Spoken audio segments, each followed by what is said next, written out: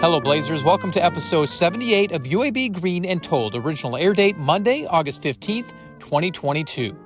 This podcast gives us the opportunity to share stories from members of the UAB community.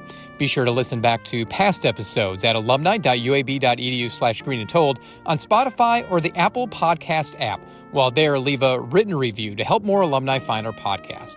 I'm Greg Berry, a UAB alum and director in the Office of Alumni Affairs. On this episode of Green and Told, we catch up with Hafiz Chandiwala, Executive Vice President and Chief Administrative Officer at Coca-Cola Bottling Company UNITED. While his professional career has sizzled, he'll share why his childhood dreams of becoming a race car driver fizzled. I've loved cars and automobiles since I was a kid. I had all the posters on the wall and always wanted to go fast. Plus, he'll discuss how he grew up here and there in various cities across the country and what it meant for his college aspirations. I actually didn't spend a lot of time in high school thinking about college, to be honest. And Hafiz will explain why he's chosen to continue to give back to the university. Kassouf family, David Kassouf in particular, was awarding the two largest scholarships at that time of the night, and my name was called for one of them. And I think I about fell out of my chair.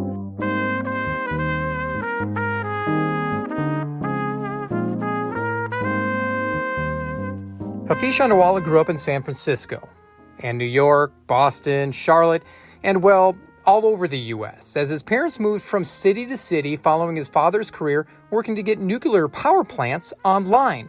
While he eventually settled down in Birmingham, his childhood has given him friends from all across the country.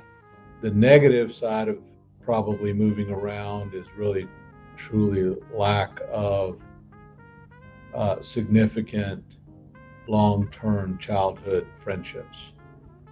I have many friends in these various cities, and with some we've kept in touch. With others, you fall away from them.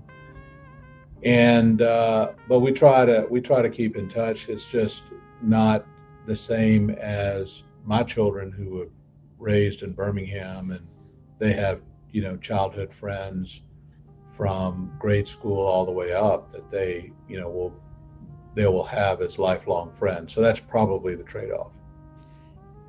Growing up, a lot of kids, they say they want to be a police officer, fireman, astronaut, baseball player.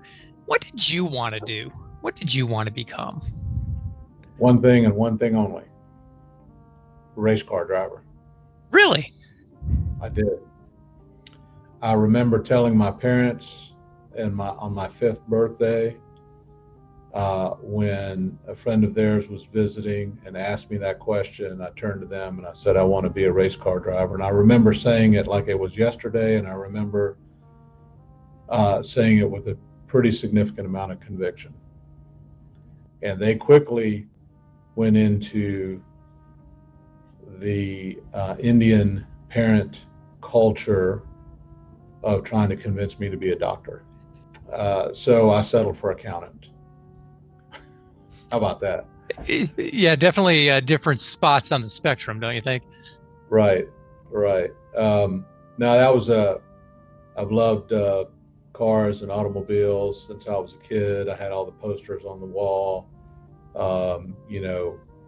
and always wanted to go fast, whether it was on my bicycle or any kind of motorized device. I always wanted to go fast, whether it's skiing or anything else. I love speed and have since I was a child, but it was one of those desires that was never fostered as a child because I guess it was viewed as too dangerous.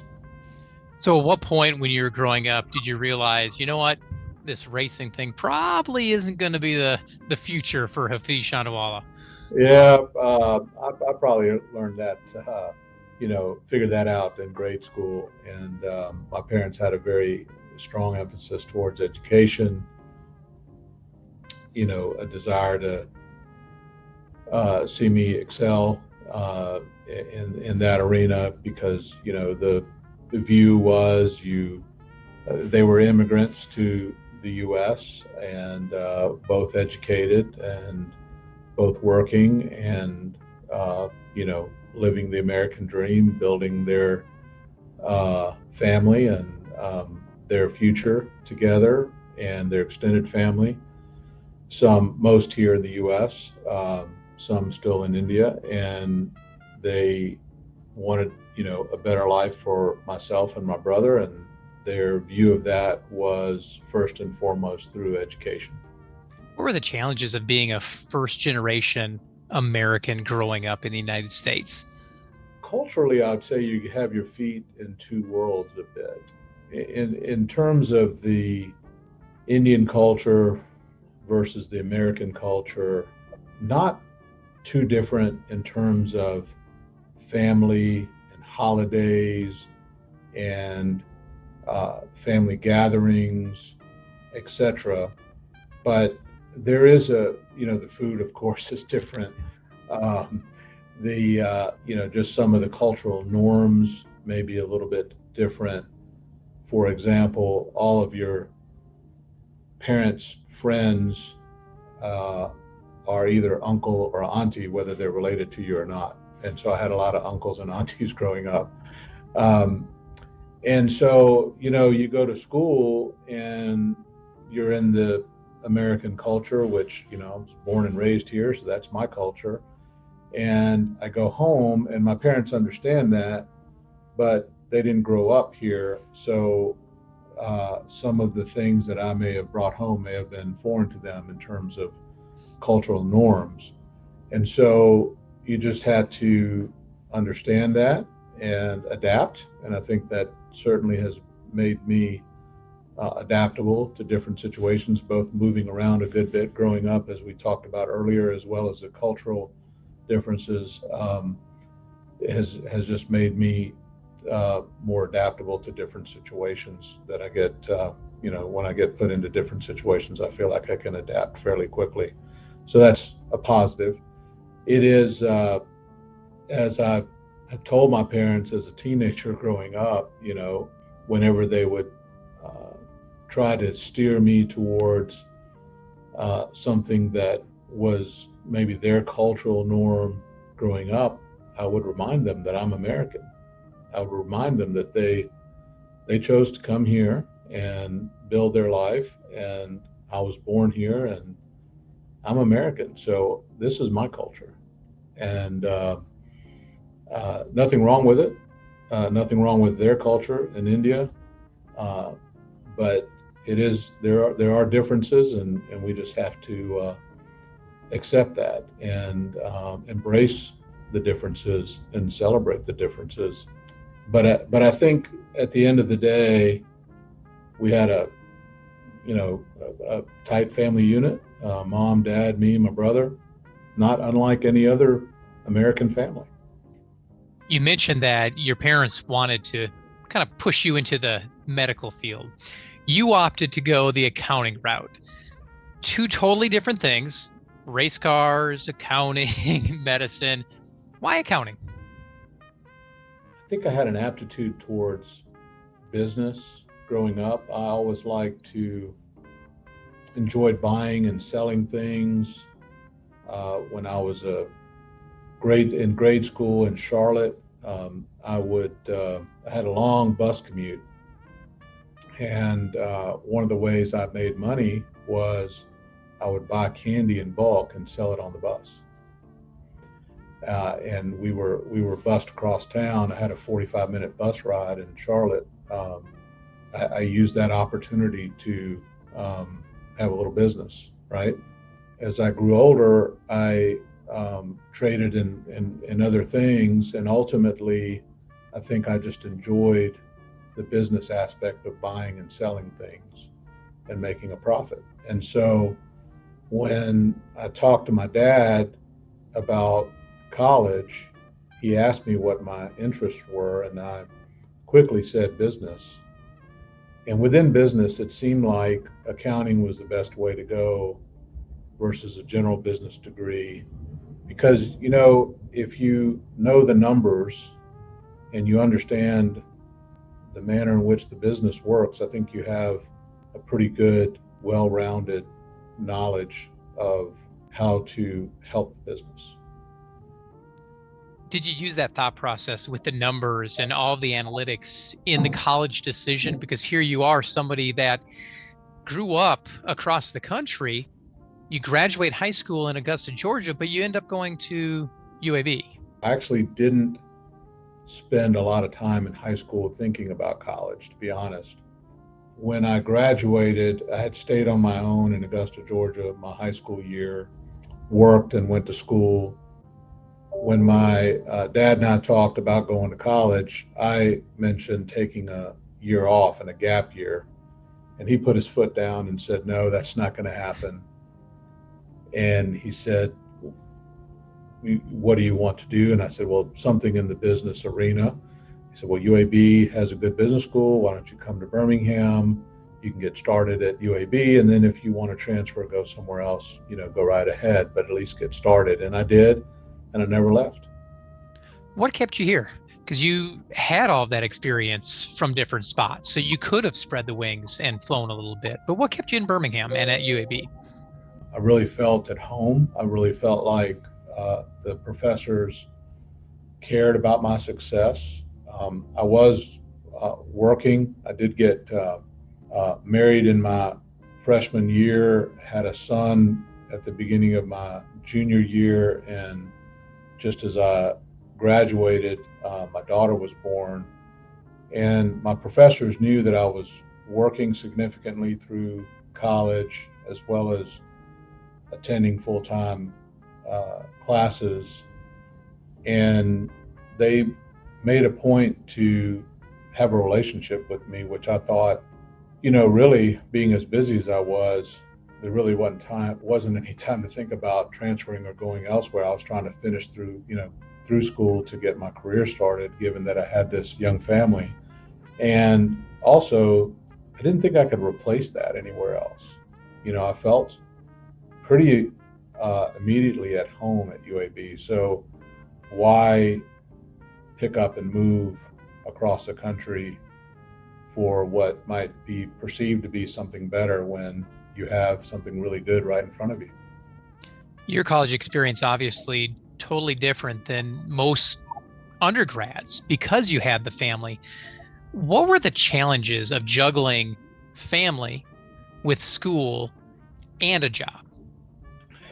Just time, a lot of time management, hopping from one job to the next, then to school and then back, responsibilities with family, young family, trying to, ensure just getting the bills paid was a big challenge.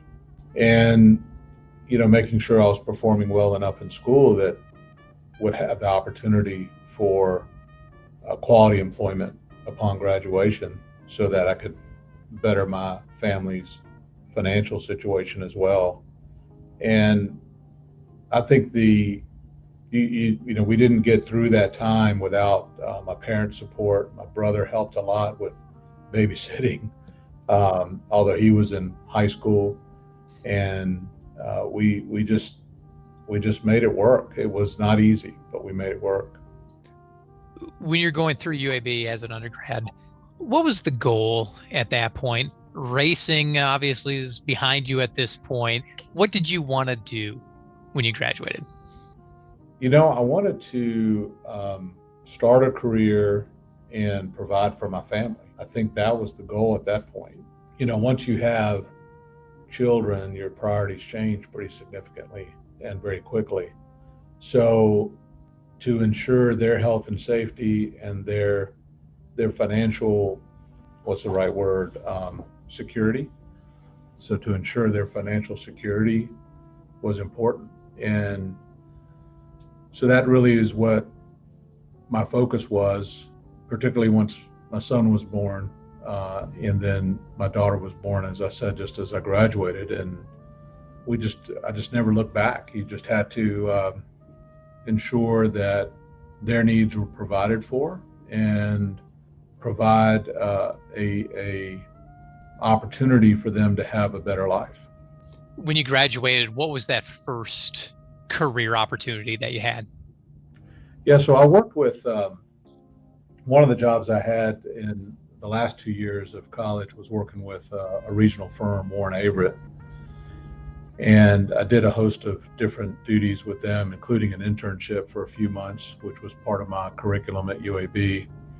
But I got an offer from Arthur Andersen at the time and started with them in the fall of 1994. And it was a great learning opportunity, great training ground, excellent resources, and really thankful that I had the opportunity to go to Arthur Andersen. And there are folks in this community today that I went on my first interview with, and ultimately a dinner engagement, and then an office visit that I still stay in touch with today, that were members of that firm who were instrumental in recommending me to the management of Arthur Andersen's office in Birmingham. You know, if it hadn't been for them to say, you know, we like Hafiz, we think you should hire him, I don't know where I'd be today, because it was a great opportunity. And it ultimately, although I didn't go directly from Arthur Andersen to Coca-Cola United, Coca-Cola United was a client of mine while I was at Arthur Andersen, and ultimately led me to here. So I have several folks to thank for that every time I see them. You mentioned Coca-Cola Bottling Company UNITED, joining that staff. You've been there for 2 decades now.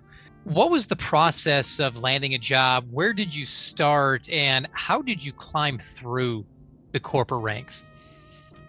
Well, you know, at Arthur Andersen, I was on the audit team, and one of our clients was Coca-Cola United. We actually won that engagement. So I was able to continue to come back year after year and meet the management team here at United and get to know them, and kind of work my way up to where I was leading the engagement with United. And then left for an opportunity to be the CFO at a company called Birmingham Fastener and Supply. Then a couple of years after being there, I had a phone call from the CFO at the time at Coca-Cola United, and Albert Mullis, and he called and asked if I would like to speak to him about an opportunity to join the team here. And my response was where and when, because Coca-Cola United was absolutely my favorite client throughout the time that I was at Arthur Andersen. It was just a great opportunity to come to a great franchise system, you know, certainly the most recognized brand in the world, and to be part of a legacy Coca-Cola bottler, you know, in the Coca-Cola North America space that was formed in 1902. The legacy of the Johnson family and the Coca-Cola United footprint within the Coke system, and the mark that they had left within the Coke system over 100 years is immeasurable. And so the opportunity to join and be a part of that was something I didn't hesitate to listen to. So I ultimately came on as the corporate controller for the company, and then the CFO, Albert, who I mentioned earlier, decided to retire within the following year. And so 1 year after I had started, I was asked to be the CFO of the company, and essentially have been in that role for that 20-year period of time. I have taken on some additional responsibility in that period of time, both within the company and within the Coca-Cola system. And then recently took on a new role as Chief Administrative Officer, where I've got some broader responsibilities on the administrative side of the house, and we've named a new CFO. So, but it's been a great opportunity, and we've had the opportunity to grow our company significantly over the last 5 or 6 years, and that's been a rewarding challenge and a rewarding opportunity to be a part of that team, to grow this company and to grow our influence within the Coke system. When you joined Coca-Cola Bottling Company United back in 2001, how many different regions did you guys have at that time? Because you mentioned the growth.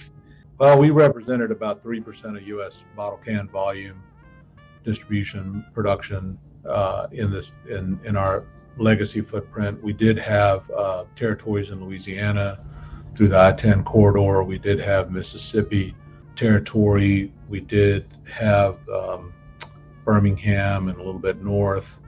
We also had the eastern seaboard of Georgia and some a little bit of South Carolina, as well as Chattanooga, Tennessee, which is the world's first Coca-Cola bottler in 1899.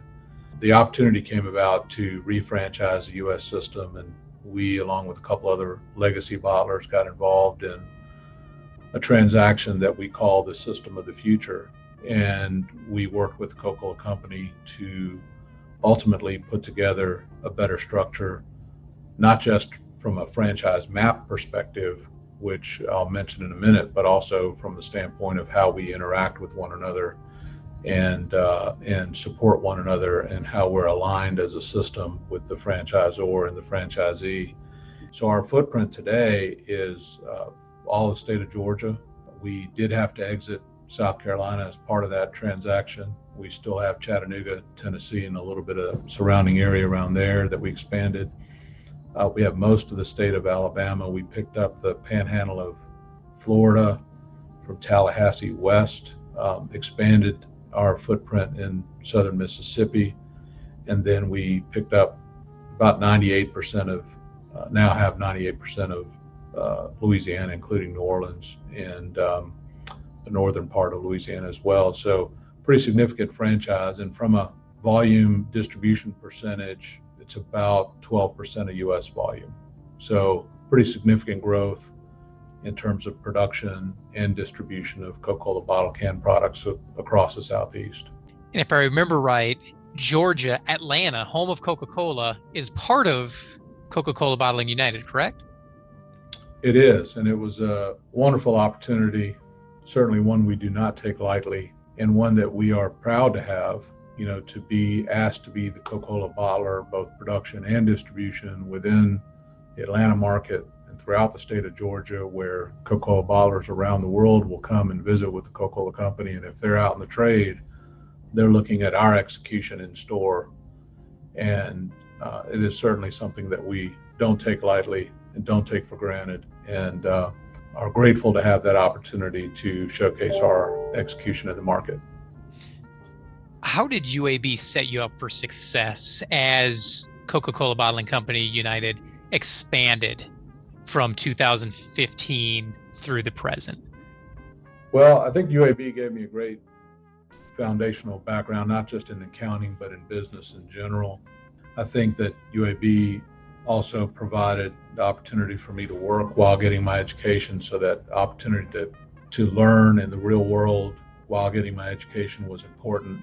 I think the work ethic that I saw amongst other students at UAB drove me to work harder, and had, me in a position throughout my career to work hard, have the educational background and knowledge to bring forward together to really be a member of a team that really executes at a high level. You have found it an important part of your life now to give back to the UAB community. Why is that important to you? There was a professor who pulled me aside when I was about to run out of class to go to my next class or go to work wherever I was heading next. And his name was Ollie Powers, and he pulled me aside and said, Hafiz, you're doing well in school, and I think you need to get involved in Beta Alpha Psi, which is a honorary fraternity in accounting. And so I didn't really know what it was. I was head down, working, going to school, just getting through the days. And he said, this is where the firms come and look for the best students, and you need to get involved, and you need to take a leadership role in the club. I know you're short on time, but you need to find some time to do that. So I went to Beta Alpha Psi meeting and joined. I met the criteria with my grades, etc., and joined and got involved. And that really set me up for a couple things. One was, in my junior year, was a very big surprise at a Beta Alpha Psi awards banquet, where the Kassouf family, David Kassouf in particular, was awarding the two largest scholarships at that time of the night, and my name was called for one of them. And I think I about fell out of my chair. This was at the club at a very nice banquet on a Friday night. And I had taken the evening off of work in order to attend because I was encouraged to attend, although I needed to work in order to, make the bills. That scholarship made a significant difference in my finances that semester and that year. And I remember telling myself then, when I can afford to pay it forward, I need to, and I will. And I made that promise to myself. And so that was important to me. And then there was another opportunity similar to that in the next year that was also a big surprise and helpful to me. So at the end of the day, that was the reason why, is because there's people that cared enough to help me along the way, and I felt like I need to do the same for others.